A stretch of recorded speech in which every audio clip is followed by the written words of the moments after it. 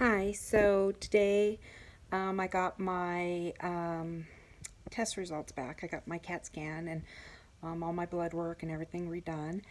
And if you didn't know, last Thursday I went in to get my port flushed, and we did a CA-125, and my numbers had elevated a lot. So they had me go in on Friday and run additional tests.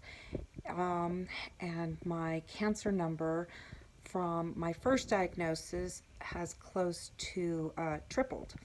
I went from last CA-125 was 900, and it's like 1483, or I can't remember, but it's just way too high. It's really not about the number, it's about the starting point and the end point. So some people you might hear have a CA-125 at 10,000, but they might have started at 9,000. So they look at it as, if it got to 30,000, then it would be a huge problem.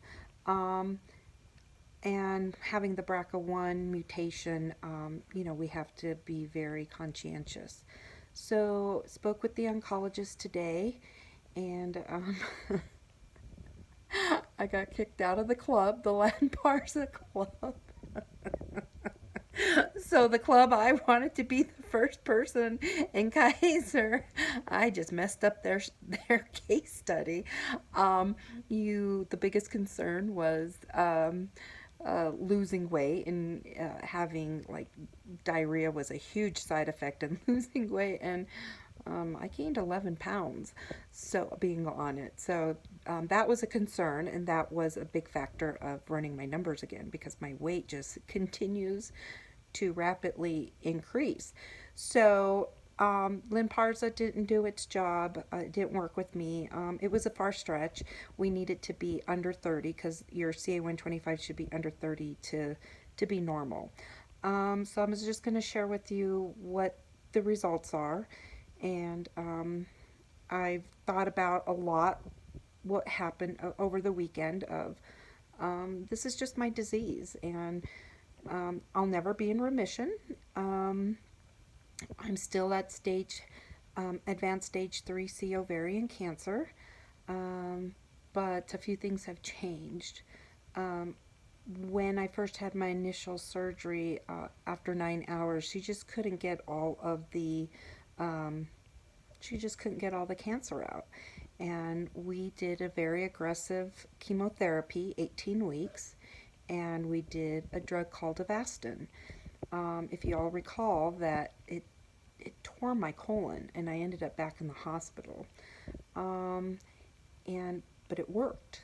Um, I've been now. I still have a few tumors. When back in December of 2018, we found some new tumors, and my numbers started to go up, and the uh, number has continued to go up since December. Regardless, I had an additional 12 weeks of chemo.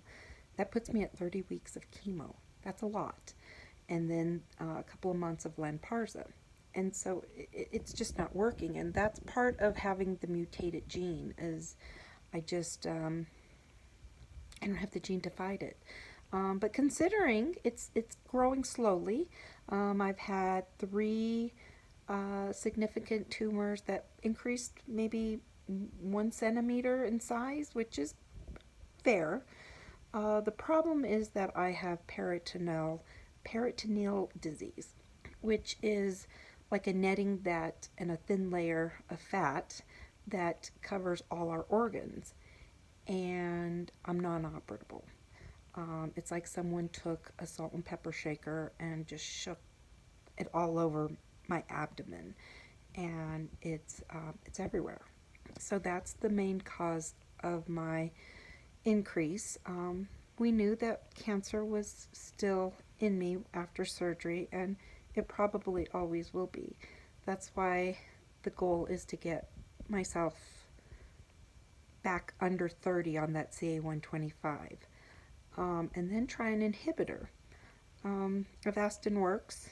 Um, it may not work on me though. My bowel could perforate, and that's a risk. That's life-threatening.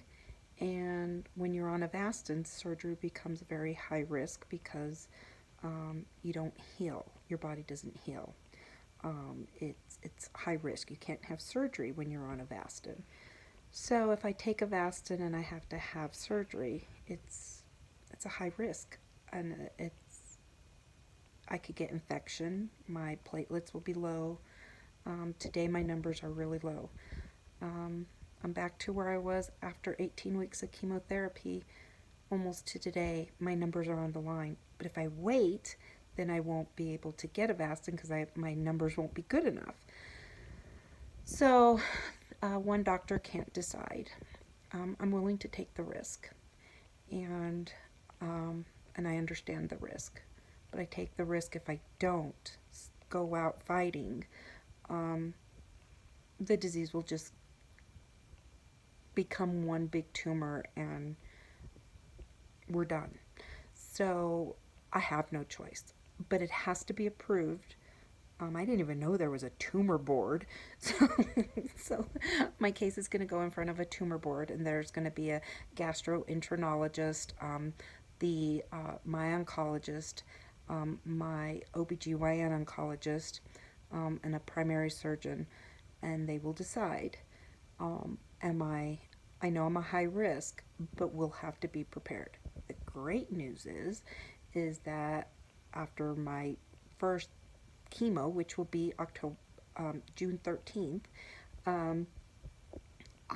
they just sent me an appointment about 10 minutes ago, or an hour ago. So now I know when my appointment's going to be, as if I'm going to get Avastin. Great news is that first treatment, I will now reach my out-of-pocket deductible and out-of-pocket expense. So between now and December 31st, if you got to put me in the hospital, it's 100% covered. I've met everything. So if I have to stay in the hospital with a wound vac to heal surgery from colon to save my life, I think we have to go there. The risk of infection is high, and that's dangerous. The risk of my colon perforating is high, and that's dangerous. But the risk of me not doing anything and it not working, that's why chemotherapy didn't work. It's just everywhere. So I'm not in pain. I feel good. Oh, the best news is that I had, what did it call? I had hypertension in my pulmonary. I had pulmonary hypertension last time. There was a lot of stress. That's what happens when you have stress, and they saw a lot of possible going in the direction of heart disease, stroke. Imagine that. I go to court, get rid of Mark, and my pulmonary hypertension is gone. I feel like I lost 280 pounds. But I am fine. I'm tired, but so is everyone else. I mean, my friends are already in bed. I'm tired. That's it. If that's the worst case scenario, having cancer, I'll take it because I'm not in pain. I feel fine. I'm determined. I have a new slogan. If you ever see me play softball, you know I can't, if I hit a strike, if it's in the strike zone, it goes straight to the shortstop. If the ball is up in the air or down low, I can hit it, and I can hit it far. I'm not a normal. So my friend Carol said, get your bat out and start swinging. So, and I'm gonna do it. Like I said, I'm a risk taker. Some people aren't. I'm gonna take the risk, and I have nothing to lose except my life, and that's not in my control. So, and I have everything to gain. So, and I believe that, and when it's my time, it's my time. You never know. So, I'm going to take the risk, and if they approve me with Avastin, send me some flowers to the hospital, or send me some spray, or come visit me. But I will stay in the hospital with the wound vac if I have to, and I really don't mind being in the hospital. I really like everybody at the hospital, so I'm there. And I've gained 62 pounds. So a liquid diet isn't actually the worst thing. So tomorrow I go see the nutritionist, and I'm happy. So um, that's my update, and I want to tell you guys first. Bye.